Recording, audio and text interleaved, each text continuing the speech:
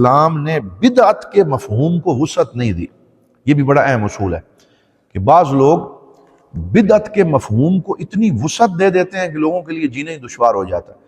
وہ یہ سمجھتے ہیں کہ ہر وہ شے جو رسول اکرم صلی اللہ علیہ وسلم کے زمانے میں نہیں تھی تو وہ بدعت ہے، تو وہ تو پھر زندگی کی تمام نئی جتنی بھی ایجادات ہیں ان سب کو ہی بدعت کہنا شروع کر دیتے ہیں۔ وہ کہتے ہیں جی کہ یہ قالین بھی بدعت ہے اور یہ جناب لاؤڈ سپیکر بھی بدعت ہے۔ ہم دیکھتے ہیں بہت سارے ایسے علماء ہیں جو کافی عرصے تک لاؤڈ سپیکر پر اذان کی اجازت نہیں دیتے تھے اور اس کو بدعت کہہ دیتے تھے۔ اور اسی طرح ہر نئی چیز کو بدعت کہنا اور فتوے لگانا اور چیزوں کو حرام ڈکلیئر کرنا، یہ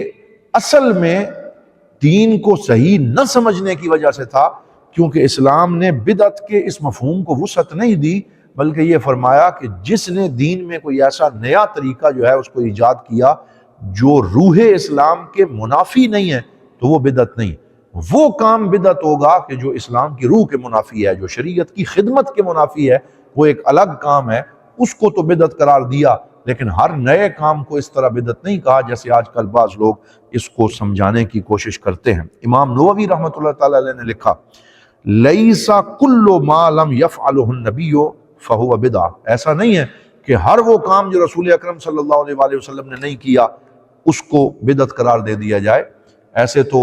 بے شمار ایسے کام ہیں جو حضور صلی اللہ علیہ وسلم کے بعد صحابہ کرام رضوان اللہ تعالی علیہ مجمعین نے ایسے کیے جو حضور کے زمانے میں نہیں ہوئے تھے۔ مثال کے طور پر قرآن پاک پہ اعراب نہیں تھے، وہ اعراب جو ہے وہ حضرت مولا علی شیر خدا کے ایک شاگرد حضرت ابو الاسود دولی ہیں، انہوں نے لگائے، خلیل ابن احمد الفراہیدی نے لگائے۔ اسی طرح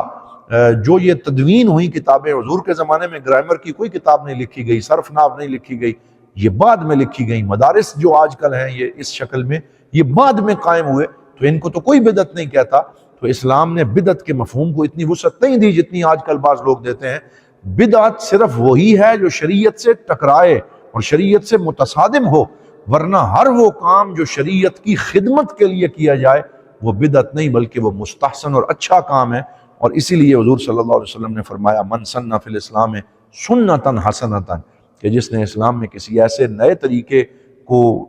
رواج دیا جو اچھا طریقہ تھا، تو جب تک لوگ اس پہ عمل کریں گے اللہ تعالیٰ اسے بھی اس کا ثواب دیتا رہے گا۔ تو یہ بھی بہت بہترین اصول ہے۔ اس پہ صرف ایک واقعہ آخر میں عرض کرتا ہوں کہ ایک دفعہ حضور صلی اللہ علیہ وآلہ وسلم نماز پڑھا رہے تھے،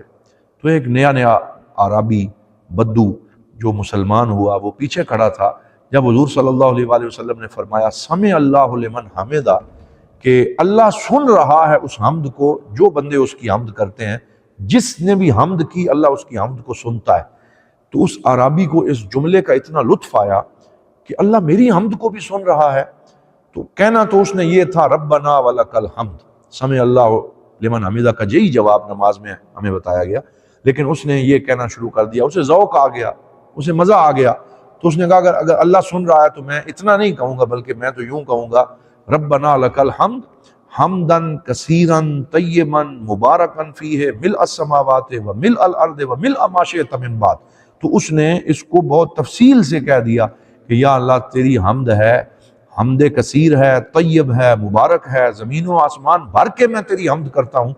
تو جب حضور نے سلام پھیرا تو فرمایا کہ کس نے یہ جملے کہے ہیں؟ وہ تو ڈر گیا کہ مجھ سے شاید کوئی غلط بات منہ سے نکل گئی۔ تو پھر حضور نے فرمایا کہ جلدی بتاؤ،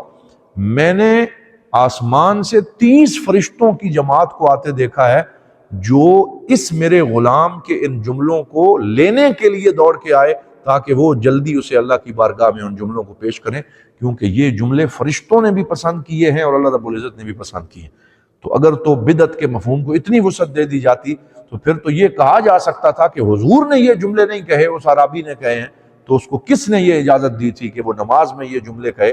تو صحابہ فرماتے ہیں کہ بعد میں رسول اکرم صلی اللہ علیہ وسلم بھی ان جملوں کو فرمایا کرتے تھے اور حضور نے بھی اپنی نماز میں ان جملوں کو پسند فرما لیا،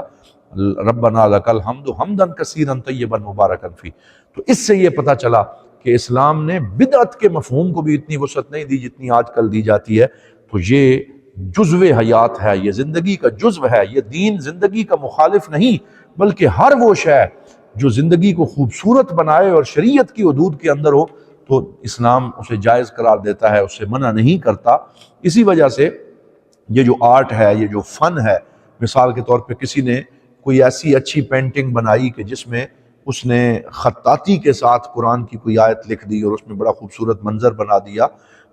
ہاں یہ بات ضرور ہے کہ اس میں کوئی انسانی تصویر اس طرح ہاتھ سے وہ نہ بنائے کیونکہ اس کی ممانعت احادیث میں آئی ہے، لیکن اس سے ہٹ کے کسی منظر کو اس نے جو ہے وہ بنا دیا، یا اس نے اسلامی فن تعمیر کا کوئی نظارہ پیش کر دیا، یا اس نے کوئی ایسی نئی بلڈنگ بنائی جو بہت خوبصورت تھی اور ایک نیا فن تعمیر تھا، یا اس نے اپنی آواز کا جادو جگا کے کوئی خوبصورت حمد پڑھی، کوئی نعت پڑھی، اس طرح کا کوئی بھی کام اس نے کیا جو کہ فائن آرٹس میں آتا ہے، فنون لطیفہ میں آتا ہے، تو وہ حرام نہیں ہوگا، وہ جائز ہوگا، وہ خوبصورت ہوگا، کیونکہ ان اللہ جمیل و یحب الجمال، اللہ تعالیٰ خوبصورت اور خوبصورتی کو پسند فرماتا ہے، تو لہٰذا یہ دین زندگی کے مخالف نہیں ہے بلکہ یہ زندگی کا جزو ہے، یہ زندگی کو خوبصورت بناتا ہے، اور یہ دین جو ہے یہ کمپلیٹ کوڈ آف لائف ہے۔ اللہ تعالیٰ ہمیں اس کو یوں ہی سمجھ کر اس پہ عمل کرنے کی توفیق عطا فرمائے۔ تو آج کے اس پروگرام میں ہم نے اس بات کو ڈسکس کیا